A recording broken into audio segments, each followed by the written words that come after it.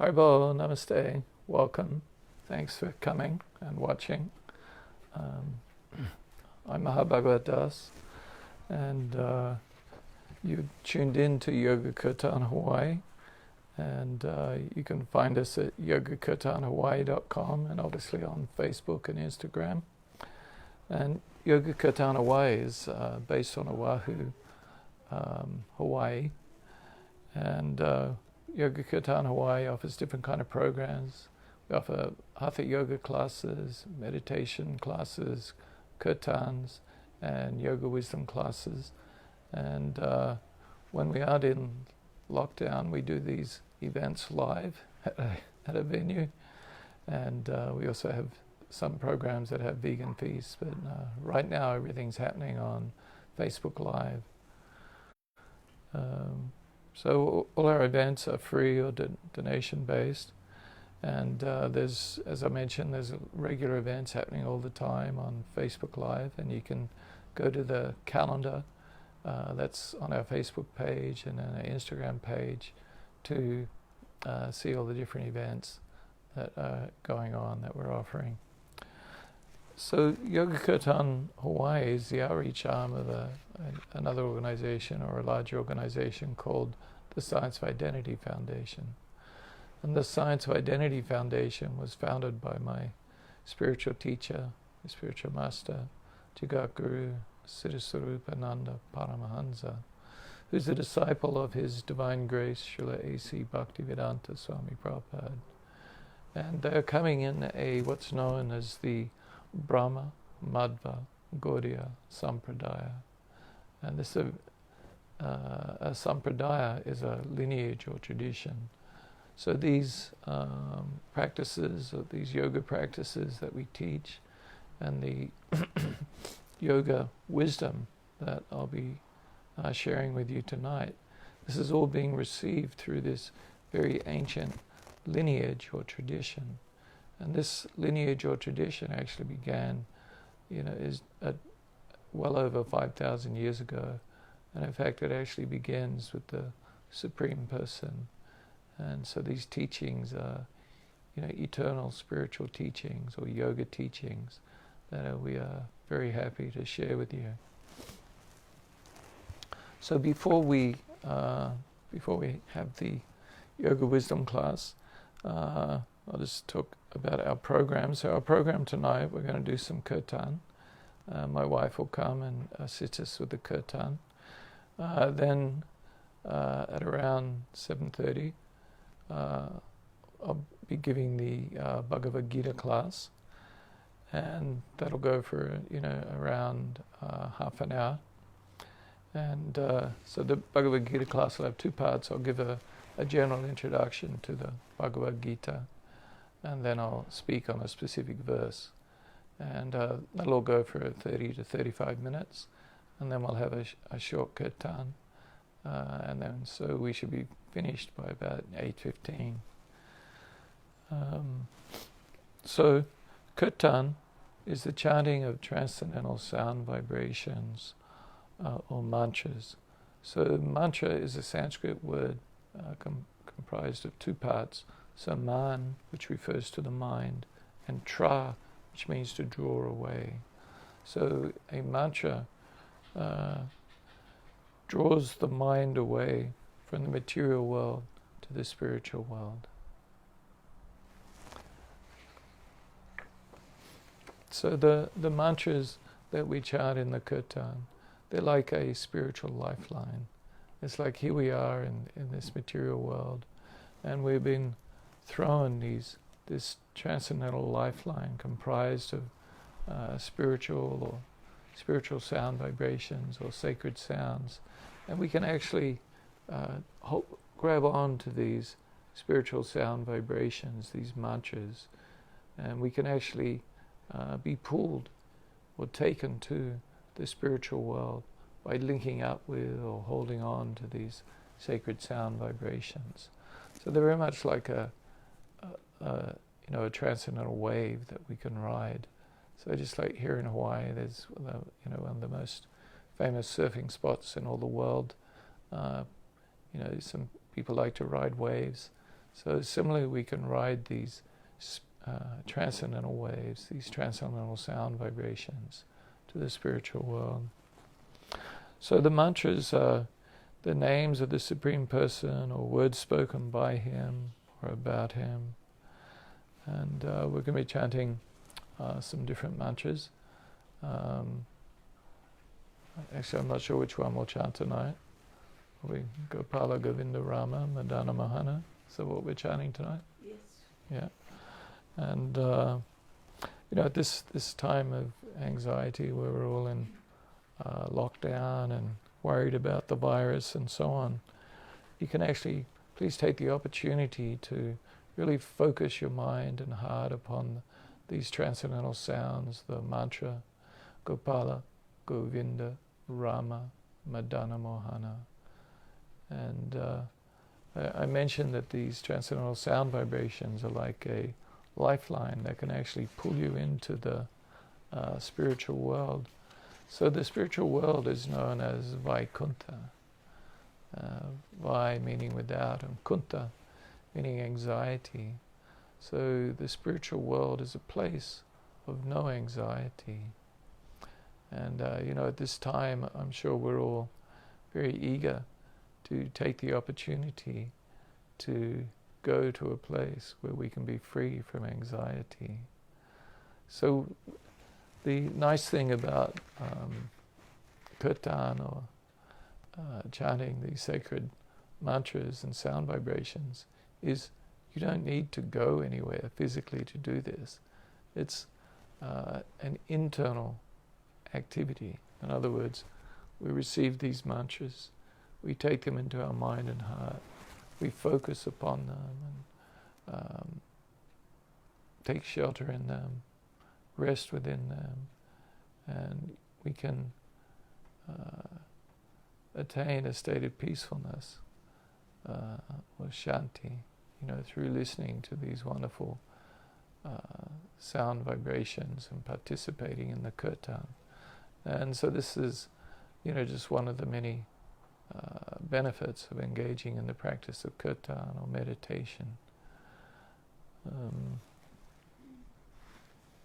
So kirtan is done in a call and response way. A person leads, we all listen, then we respond. So my wife Radha Shamdasi will be joining us in a moment, and she'll lead us in the kirtan, and I will follow, and you can all join in with me.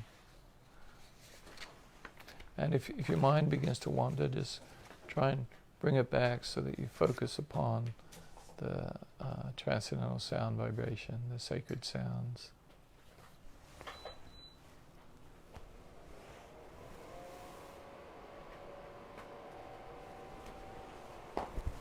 Welcome everybody. We're glad you came to join in with us and hear some sacred sounds.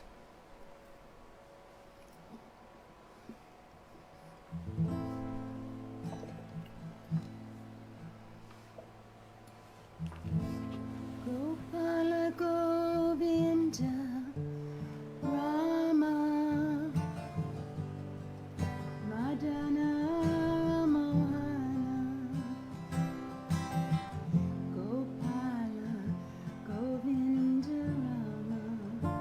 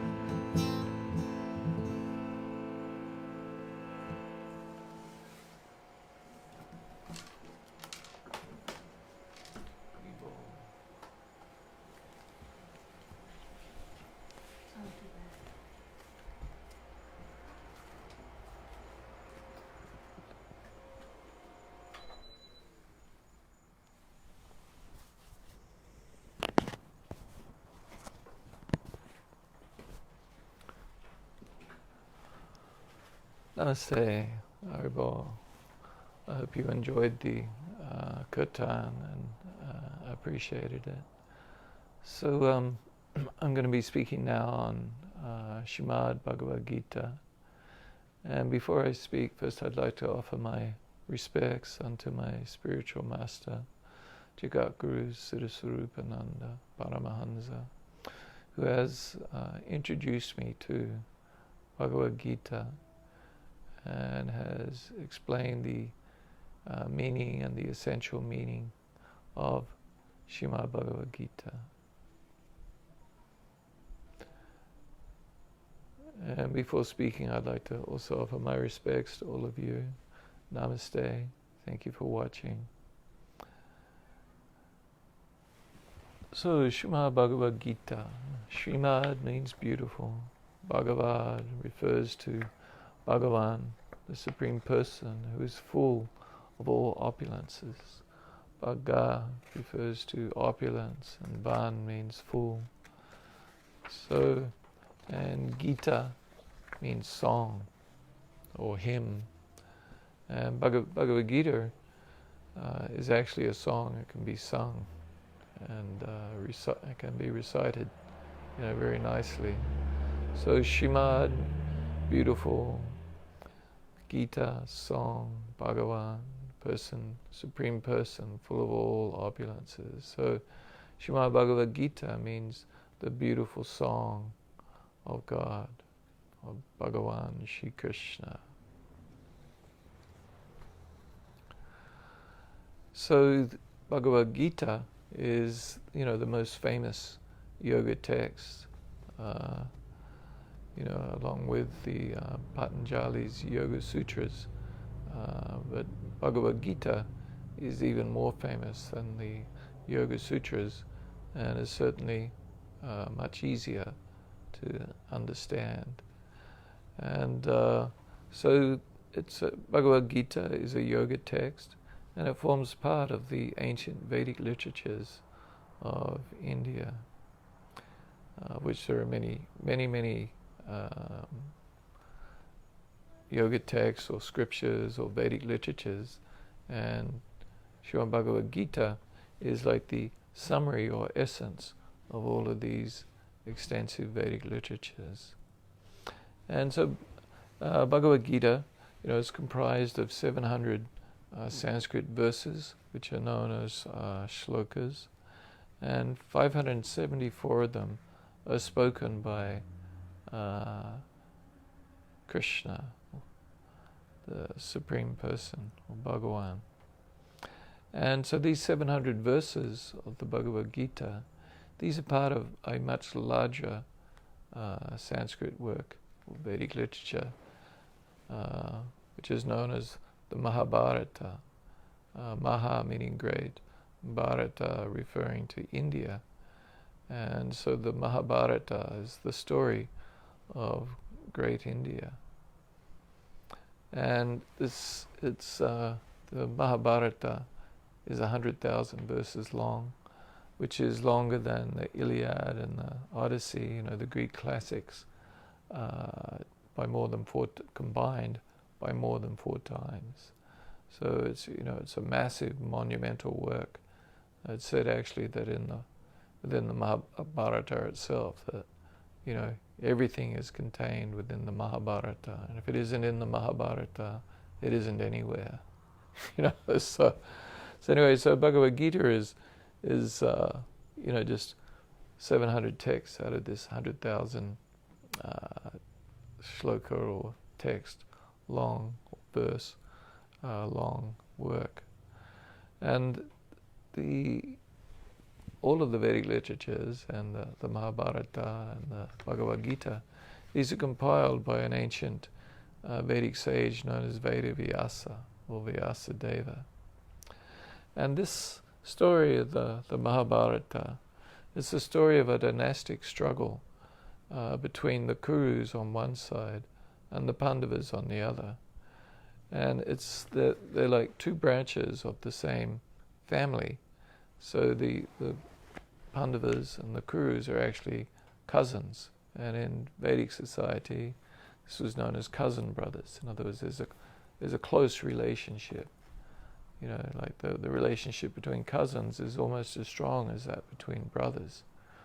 Of course, in today's times, the bond between cousins has become a little weakened as compared to that between brothers. But in Vedic times, this was very strong. So they're actually described as cousin brothers, and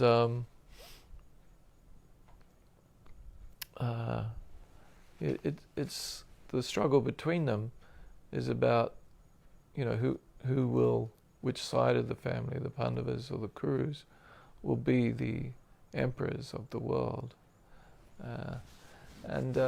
Actually at that time, the Pandavas were actually willing to just accept a compromise. They were willing to just take 5 villages. And so Pandavas comes from the word panch, which means 5. So there are 5 brothers. And, they were willing to compromise in this struggle with the Kurus that, just give us 5 villages, 1 for each of us to administer or rule, and we'll be satisfied with that.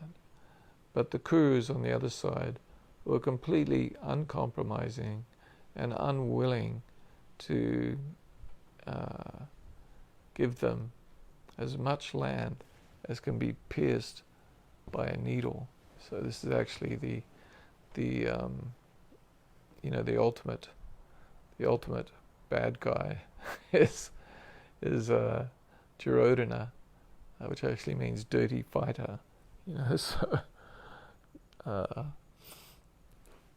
So Duryodhana, he was so intent and set upon being the king or the emperor that he wouldn't share with his cousin brothers, who were actually the rightful claimants to the throne. He wouldn't share anything with them.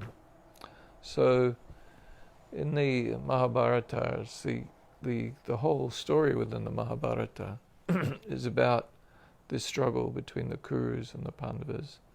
And ultimately, it comes to a point where, okay, well, this can't be resolved amicably. We can't come to a compromise, even though the Pandavas were willing to give up so much and to compromise just so that there could be peace. And but no compromise was to be made. So ultimately, it resulted in war. And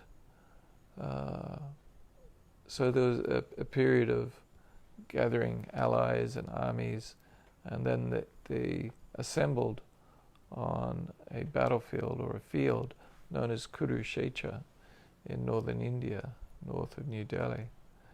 And so there was 2 armies, one army on the side of the Pandavas headed by Maharaj Yudhisthira, and one on the other side headed by Duryodhana, heading up the Kurus. And on the Pandavas side there was 8 what are known as Akshahini divisions, and on the opposing side was 11 of these Akshahini divisions. So they weren't equal. Duryodhana and the Kurus had more armies or soldiers on their side than the Pandavas had. And so what was going to help bring this into balance was that one of the Pandavas was Arjuna. And so there's 5 Pandavas. Maharaj Yudhisthira is the oldest brother, and Bhima is the second brother, Arjuna, who is the 3rd brother, and then there were 2 younger brothers who were twins, Nakula and Sahadev. So Arjuna was the 3rd brother, but Arjuna was like a awesome warrior, fantastic warrior. He's known as Savashin, which means that he could fight arrows either left-handed or right-handed. And so you can imagine this is a wonderful skill to have when you're riding on a chariot and you need to quickly switch directions. Otherwise, you've got to like move your whole body around. Right? So, and you have less ability to fire out in a wide semicircle. So Arjuna had this wonderful ability. He also had many wonderful weapons of all sorts that he'd attained throughout his various adventures, which had been narrated earlier in the Mahabharata. So anyway, Arjuna was like the balancing factor. And Krishna, who was actually Arjuna's cousin, also Arjuna's cousin, he's also Arjuna's brother-in-law. Arjuna is married to Krishna's sister, Subhadra. And they are great friends. And this becomes revealed in chapter 11 of Bhagavad-gita, where Arjuna speaks about the relationship that he had with Krishna, about how they would joke around with each other and speak sarcastically towards each other, and so on.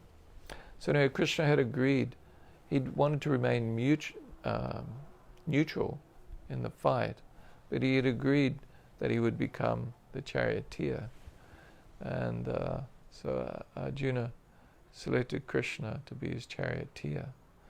So this is like this battle that's going to take place between the Kurus on the one side and the Pandavas on the other is like the climax of the whole Mahabharata. It's the climactic moment.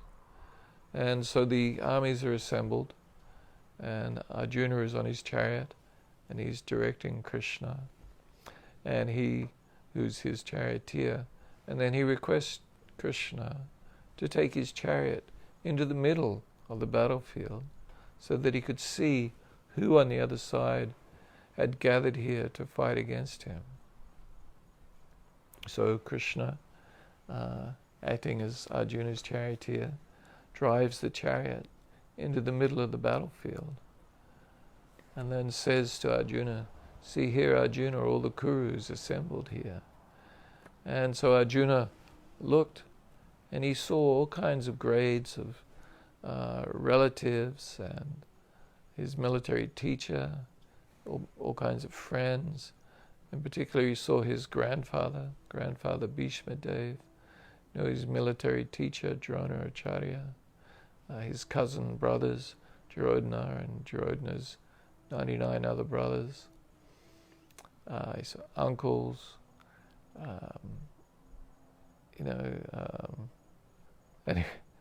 Anyway, there's a list in chapter 1 of Bhagavad-gita of all the different people that Arjuna sees. And so anyway, there's no need for us to go into detail in this class, but there in this, Arjuna sees all kinds of grades of friends and relatives, and he becomes overwhelmed with compassion. He's like, I don't want to engage in this fight. I don't want to be responsible for killing these people. If I kill all these people, there'll be all kind of widows, and then if there's a whole lot of widows, they'll be taken advantage of. There'll be unwanted progeny, known as Vana Sankara, and this will lead to all kinds of trouble in society. And this is just one of the reasons that Arjuna came up with. Arjuna came up with many reasons that it's sinful to kill others. Instead of attaining heaven, we'll attain hell. Arjuna is telling Krishna, I have no desire to enjoy a kingdom that's earned at the cost of blood. And so Arjuna, even though he's this great warrior, and as I mentioned, like the balancing factor between the two sides, he then decides that, I'd rather live by begging. Arjuna essentially says that he would prefer to give up this unpleasant duty. As a warrior, he has a duty, but he wants to give up his duty, his responsibility, his obligations to his elder brother Maharaj Yudhisthira, and his obligations to all his brothers and to all the people in the armies on his side that he's leading, and that are looking to him to balance up the two armies that are unequally weighted. And he would prefer to give all this up, to give up his duty and his responsibility and his obligations and go and become a beggar. Right?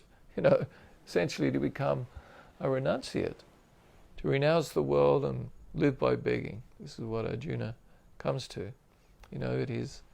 He's as he sees all these relatives, his mouth dries up, his hair stands on end, his skin is burning, his body starts shaking, his limbs are shaking, he drops his famous bow, the Gandiva bow, and his whole body is trembling, he's crying, his mouth dries up, if I didn't say that already. And then he just essentially, after giving all these reasons to Krishna why he's not going to fight, he just sits down and has his, head in his face in his hands and just is just overcome. He can't continue. So you can imagine how all the other soldiers on his side felt. So anyway, he finally turns to Krishna and says, "Dear Krishna, please tell me what is most auspicious or shreyas for me. Please tell me what I should do. Now I am confused about my duty or my dharma. I'm confused about my duty. Please instruct me. Now I am a soul surrendered unto you. I am your disciple. Please instruct me." So at this point, Arjuna becomes an empty cup. He's ready to hear. And this is actually the beginning of a person's spiritual life. How we can make progress on the path of self-realization is to actually recognize and realize, well, actually, even though I think I'm pretty good and think I know a bunch of stuff, actually in reality I don't know anything. And so I need to seek out a spiritual teacher and listen to them.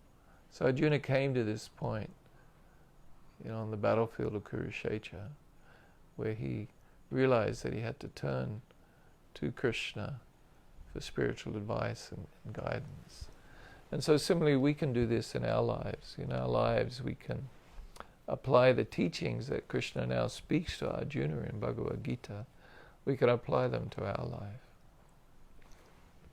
So, I'm very passionate about Bhagavad-gita, and so I tend to talk a little bit too much about the introduction to Bhagavad-gita and then run out of time to speak about the verse. So anyway, I will move on to the particular verse.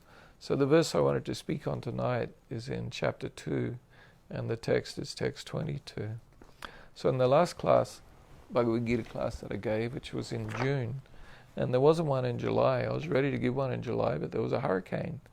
Hurricane Douglas came through, and that was on a Sunday.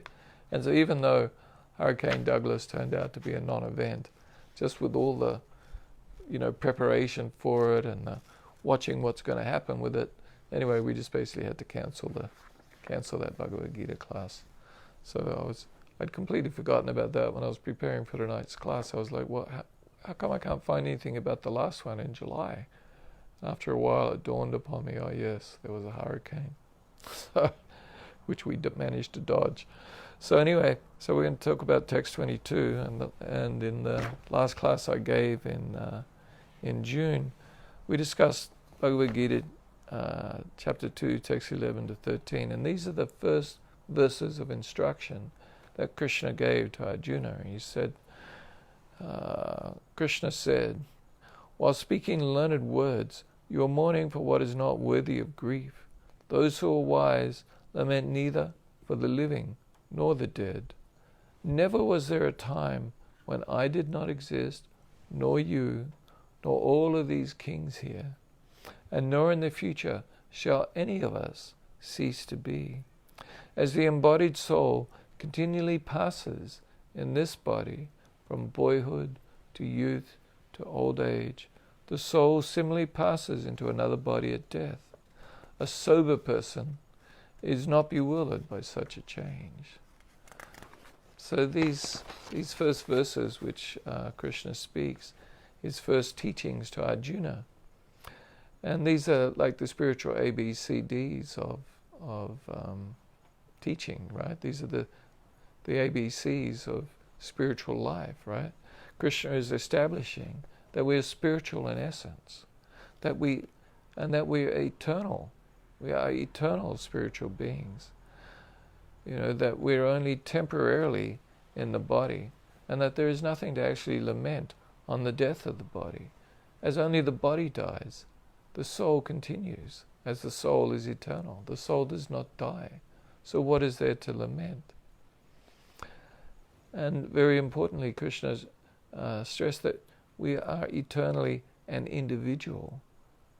We're an eternal spirit soul, or Atma, an individual spiritual spark. It's not that when the body ceases to exist that somehow we merge into the Brahman effulgence or the white light or the Brahma Jyoti. No, you are eternally an individual. Eternally, as Krishna says, never was there a time when neither you nor I nor all the kings present here didn't exist in the past. Obviously we're currently existing now, and will always continue to exist in the future. So we are individuals. And then Krishna in the last text, the 13, he said, at death we pass to another body, just as we pass in this body from boyhood to youth to old age. So here's 3 essential key points to understand that Krishna is speaking to Arjuna just straight off the bat. And these are like transformative ideas for us to understand. I am spiritual in essence. I am eternal. I am not this body. I am spiritual in essence. I am eternally an individual soul. Right? So not only am I spiritual in essence, but I am an individual soul. I'm always an individual. I always exist as an individual, in the past, in the present, and in the future. Never will there be a time when it is not like this. And then the third idea is that, that the process of reincarnation, that just as I pass in this body from, actually like Krishna says, from boyhood to youth to old age, Kamaram, Yavanam, Jara. Kamaram is boyhood, Yavanam is youth, and Jara is old age. So, but actually it's like, there's a baby body, and there's a little boy body, or a little girl body, and then, it's slightly older, and you can see like this progression as we change, we get to maturity, and then we begin to dwindle to old age. And so at the end of the body, similarly, just as we pass through these different bodies in our lifetime, in the lifetime of this temporary material body, then similarly in the same way, I'd pass to another body at death. So after these 3 initial verses where Krishna instructs Arjuna, then Krishna further elaborates on how we are spiritual in essence and how the soul does not die, how the soul cannot be killed. And then Krishna in text 22 of chapter 2 then speaks further on the process of passing from one body to the next as follows. And with your permission, I'd like to recite the verse in Sanskrit. I like the Sanskrit. So Krishna says, Vasamsi jnani yatha vihaya navani grinati naro aparani tatta sarirani vihaya jnani anyani samati navani dehi. As a person puts on new garments, giving up old ones, the soul similarly accepts new bodies, giving up the old and useless ones. As a person puts on new garments, giving up old ones, the soul similarly accepts new material bodies, giving up the old and useless ones. So Krishna is here in this verse he's explaining that the change of bodies is just like at death, it takes place at death, where we give up this old and useless body and get awarded by material nature a new body. It's just like a change of clothing. So it's like the clothing we wear. We wear undergarments, underwear, and then we have outerwear, right? The shirt and the pants, for example, that I have on. And so similarly, the soul, the Atma, the spiritual spark, is covered by like if it's my finger, then we have as the soul, then we have a subtle body, the mind, comprised of mind, intelligence, and false ego. So the subtle body is our thoughts and feelings and emotions, our intelligence, and the false ego, ahankara, refers to the sense that I am this body, the identification that I have with the body. So we have a subtle body covering the soul, and then around the subtle body we have a gross physical body. So this gross physical body, comprised of flesh and blood and bones and hair and mucus and whatever else is in there, brains, and kidneys, and livers, and various bodily organs, everything that's all in this bag, this body, which is essentially like a leather bag, all this stuff in there, right? So it's just like clothes, right? So the spirit soul, has the subtle body, and then the subtle body, the soul and the subtle body encapsulated or covered by a gross physical body. And here in this verse, Krishna is describing that this gross physical body is just like clothing. It's just like clothing. And so, we have clothes and we wear them for a while, and then, they would tend to wear out. You wash them a lot, and then they get what's called threadbare. It starts to fray along the edges. Or maybe it tears. It gets a tear, or maybe the button comes off. And anyway, you keep on washing it, and over time it just gets holes in it. And it's like, well, look, I can't wear this anymore. It's like I have shirts, and then when they get a bit old, I'm kind of like, oh, okay, well, now I use it as a work shirt. In the sense of when I go and work in the yard, do my yard work. Okay, well, I wear an old shirt, but then then after a while, well, then the shirt gets even more beat up. And then finally it's like, well, look, it's just too beat up. I can't even use it for this. So I have to throw the shirt away. And I don't lament when I throw the shirt away.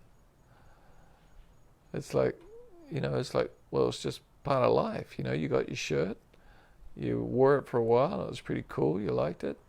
And then now it's got holes in it. Oh, well, throw it away, get a new one, So similarly, our bodies are like this. In youth, there's like all this energy and vigor and,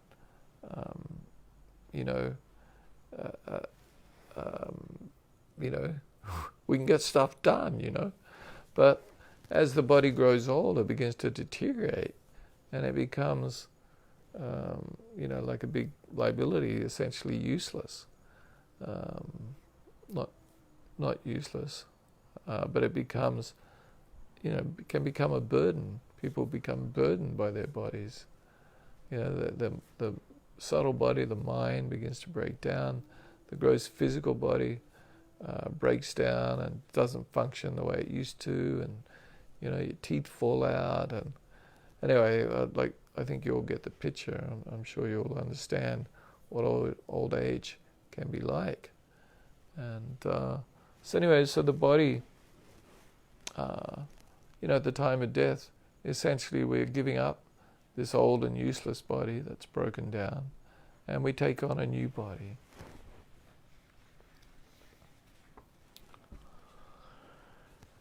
So, and we're awarded a new body according to our karma, or our actions. Karma means action.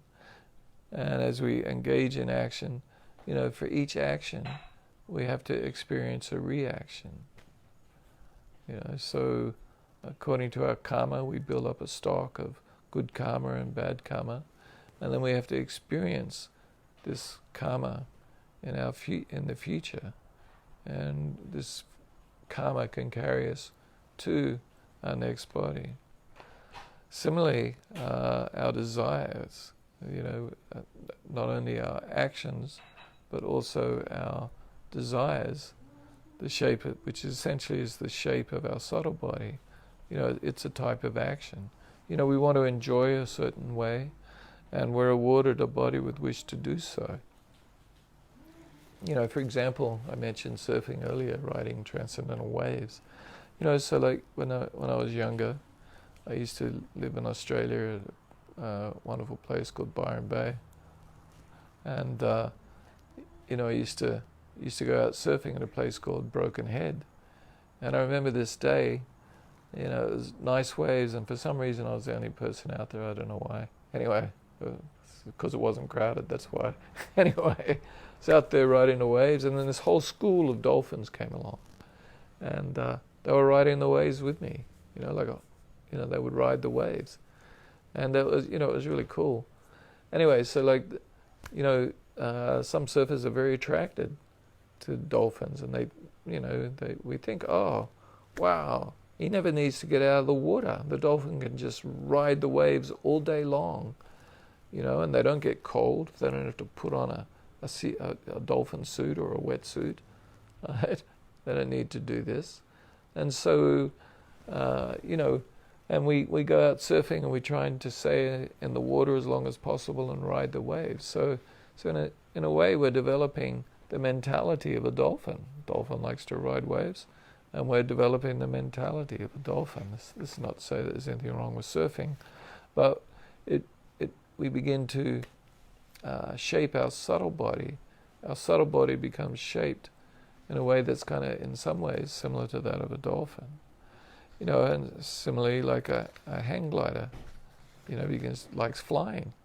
So they begin to think, well, I'd like to just keep flying up here all day. So, but our desires, our gross physical body becomes shaped around our desires. So according to our karma and according to our desires, we are then awarded a gross physical body through which to try and achieve our desires and through which to reap our karma. So this is the process of reincarnation.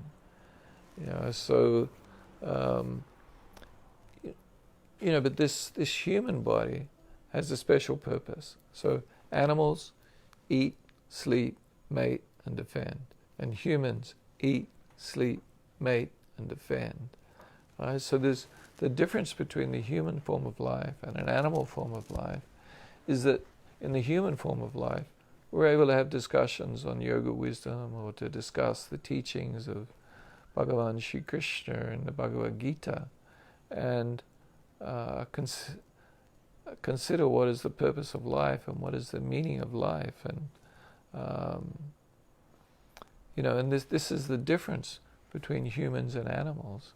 Humans have the opportunity to consider these questions of what is the purpose of life, why am I here, who am I, why am I suffering, and to actually seek out answers to these questions. So wherever there is life, there is an Atma or a spirit soul. And so this human form of life, it's a little analogy is given within the different yoga texts, that it's like coming to the surface of the ocean. So like the material world is described to the material ocean. And in the ocean, there's all kinds of fish and so on. And, and then the human form of life is like rising to the surface of the ocean where we can come up for a breath of air and and have the opportunity to actually try to get free of this ocean of material suffering or ocean of material life, right? Where we can rise to the surface, and in the human form of life, we can make inquiry into what is the meaning of life. And so this achieving a human form of life is a very unique and rare opportunity. We should not misuse it. You know, it's not the goal of life to get wealthy and rich and to, you know, try and enjoy your senses to the fullest. This is not the purpose of life.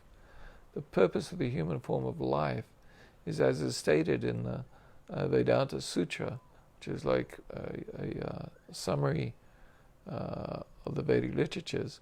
The first sutra is Om Athato Brahma Jignasa. This means now is the time to inquire into the absolute truth. And this is the opportunity of human life. So in human life, we should take this opportunity very seriously. We should use our life wisely and use our time to achieve self-realization. So please take advantage of the opportunities that we offer through Yoga Kirtan Hawai'i to engage in Kirtan, the chanting of the transcendental mantras, the names of Krishna, Harinam, which cleanses the heart and mind and will actually will lead to you achieving self-realization. You know, please study the yoga texts and literatures like Bhagavad-gita. Please attend the yoga wisdom classes which Yoga Kirtan Hawai'i hosts. And, you know, I invite you to attend all of Yoga Kirtan Hawai'i's programs. So, speaking of which, on Tuesday, this coming Tuesday, the first Tuesday of each month, September 2nd at 7 p.m., I'll be giving a yoga wisdom class along with teaching various processes of meditation. On the last Tuesday of the month, I give a yoga wisdom class called Soul Journey, a Spiritual Self-Discovery. So the next one of those is September 29 at 7 p.m. And on the fourth Sunday of the month, which the next one is September 27th at 7 p.m., I'll be giving a Bhagavad-gita class. So we have 3 yoga wisdom classes throughout the month. And so all of these events are on Facebook Live. You know, please attend them. And if you can see the calendar at Facebook and on Instagram and on our website to see the times of the events. So thank you for listening. And we're going to have some more Kirtan now. Thank you. Haribol.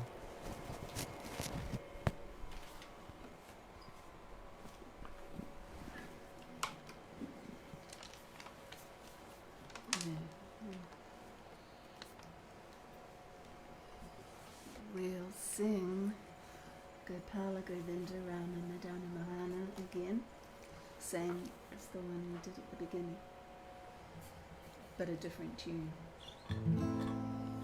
Gopala Govinda Rama Madana Mohana, Gopala Govinda Rama Madana Mohana, Gopala Govinda Rama Madana Mohana,